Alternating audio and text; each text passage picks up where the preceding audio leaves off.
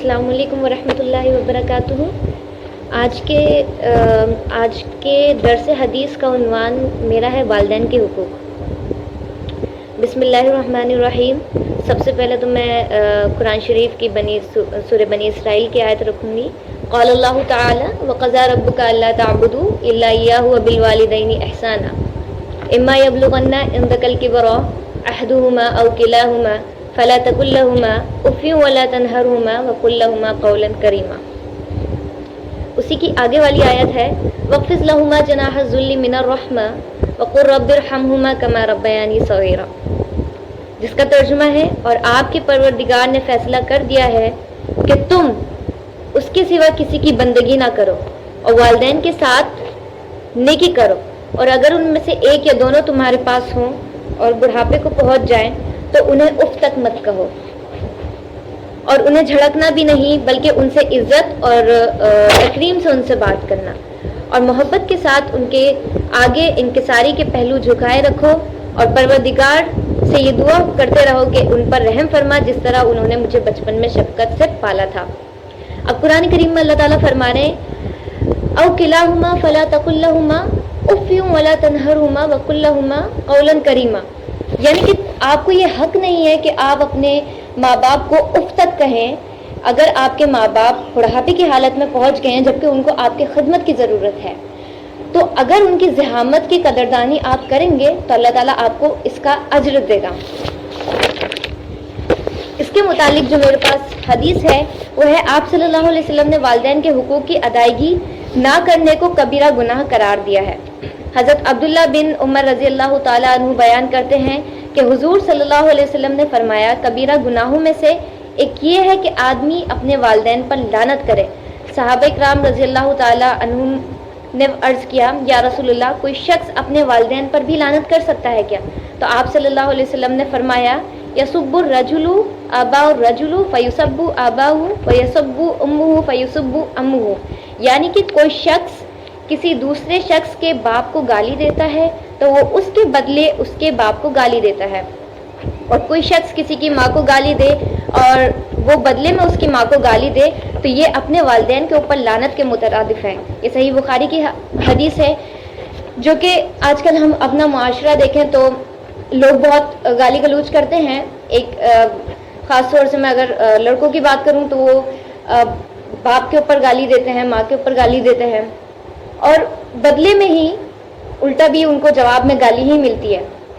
تو یہ جو ہے یہ ہماری خود کی بھی بدنامی ہے، اور یہ ایسا ہے کہ ہم اپنے ماں باپ کے اوپر لعنت بھیج رہے ہیں، اور ایسا ہوتا ہے کہ ہمیں ایسا لگتا ہے کہ ہمارے ماں باپ نے ہمیں بچپن میں پالا ہی نہیں ہے، ہمارے ماں باپ نے ہمارے لیے کچھ کیا ہی نہیں، بلکہ ہمارے ماں باپ نے اتنا کیا کہ ہمیں گیلے سے نکال کر سوکھے میں سکھایا اور خود گیلے میں جا کر وہ سوئے۔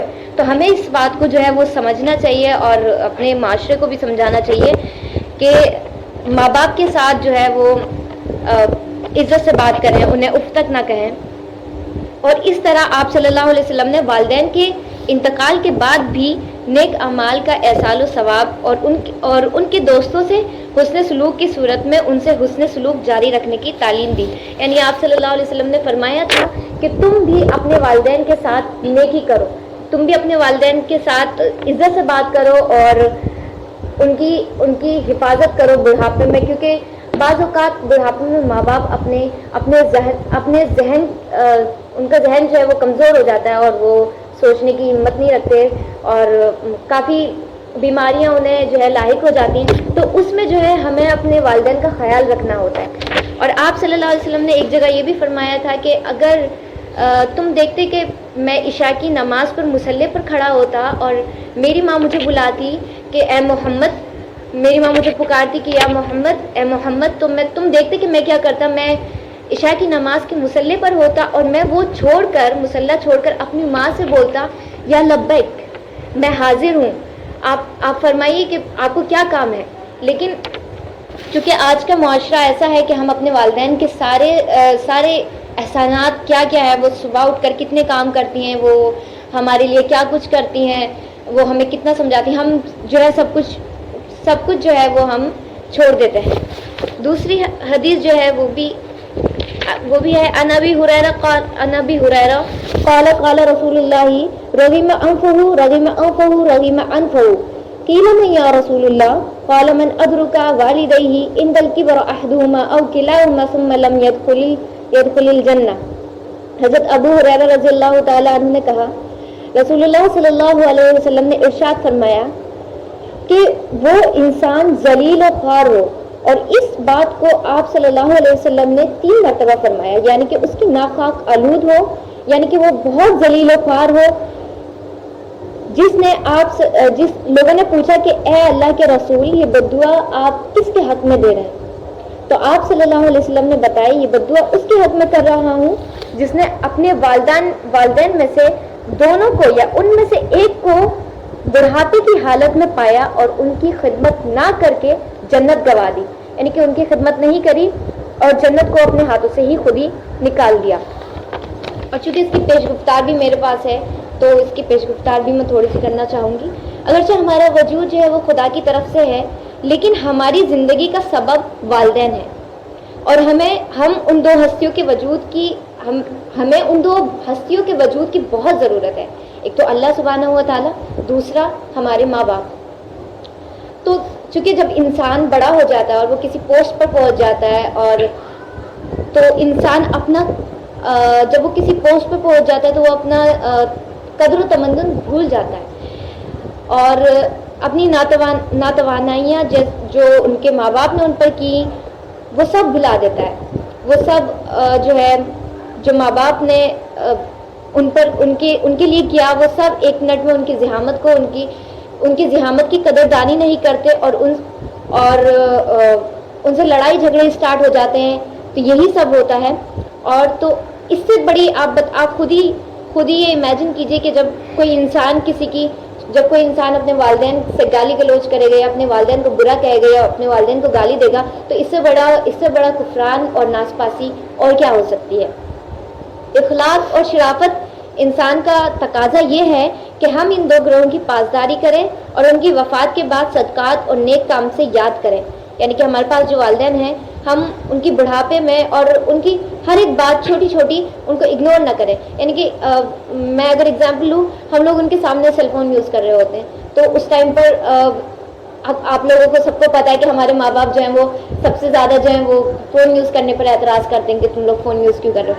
تو ہم اس ٹائم پر ان کے سامنے ہم اپنا کچھ بھی استعمال نہ کریں اور ان کے سامنے ہنسی خوشی سے بات کریں، ان سے ہنس کے بات کریں، ان سے مسکرا کر بات کریں. اور جب وہ بڑھاپے کی حالت میں پہنچ جائیں تو ان کا خیال رکھنا ہمارا فرض ہے.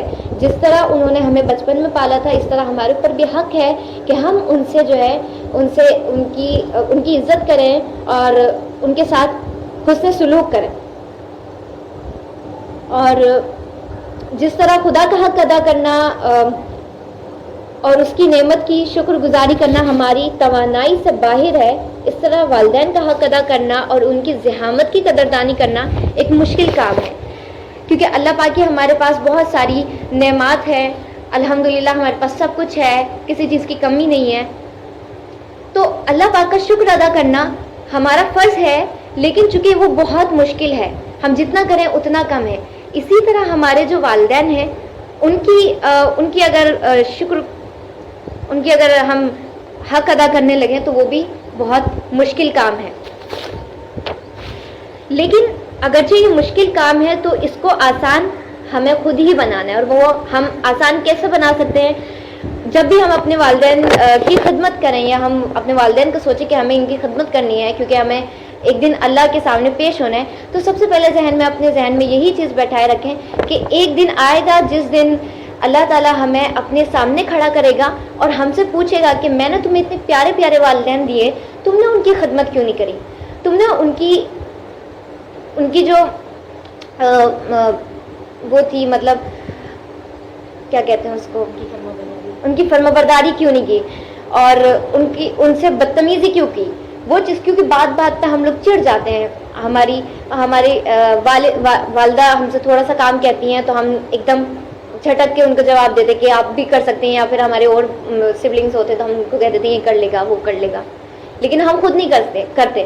حالانکہ ہمارے اوپر فرض ہے کیونکہ وہ ہمارے والدین ہیں تو ہمیں خود بھی کرنا چاہیے.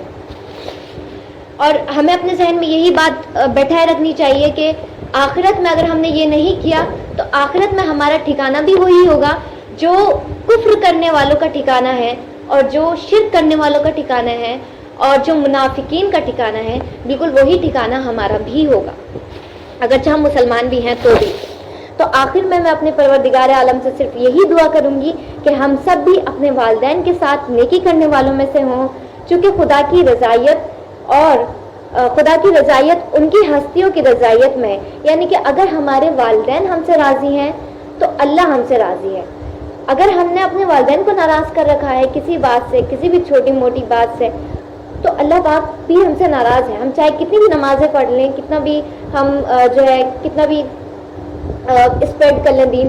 ایک واقعہ ہے میرے پاس، تو میں اگر اجازت ہو تو میں وہ بھی سناؤں۔ آپ صلی اللہ علیہ وسلم کے ٹائم میں ایک صحابہ تھے، تو وہ کافی وقت پابند تھے نماز کے، بہت زیادہ پابند تھے ہر چیز کے، قرآن شریف کے، نماز کے، ہر صدقات کے، سب چیز کے وہ بہت پابند تھے۔ تو جب لیکن اپنی ماں کا خیال نہیں رکھتے تھے، اپنی ماں سے دور تھے۔ تو جب ان کی وفات کا ٹائم آیا تو آخر میں جب ان سے کہا گیا کہ تم لا الہ الا اللہ پڑھو، تو ان سے نہیں پڑھا گیا۔ تو ان کی ماں نے لوگوں کو اکٹھا کیا اور پوچھا کہ یہ کیا ہو رہا ہے، یہ لا الہ الا اللہ کیوں نہیں کہہ پا رہے ہیں؟ یہ تو بڑے نمازی ہیں، بڑے پرہیزگار تھے، یہ تو بڑے متقی تھے، تو یہ کیوں نہیں کر پا رہے ہو؟ تو پھر آپ صلی اللہ علیہ وسلم کو بلایا گیا اور آپ صلی اللہ علیہ وسلم نے ان سے پوچھا کہ تم کیوں نہیں کہہ پا رہے ہو؟ تو وہ نہیں بتا پائے کہ میں نہیں کہہ پا رہا ہوں۔ تو پھر آپ صلی اللہ علیہ وسلم نے ان سے ہی پوچھا، ان صحابہ سے ہی پوچھا کہ کیا تم نے اپنے ماں کو ستا رکھا ہے؟ کیا تم نے اپنی ماں کا دل دکھا رکھا ہے؟ تو انہوں نے کہا کہ ہاں یہی بات ہے، میں نے اپنی ماں کا دل دکھا رکھا ہے۔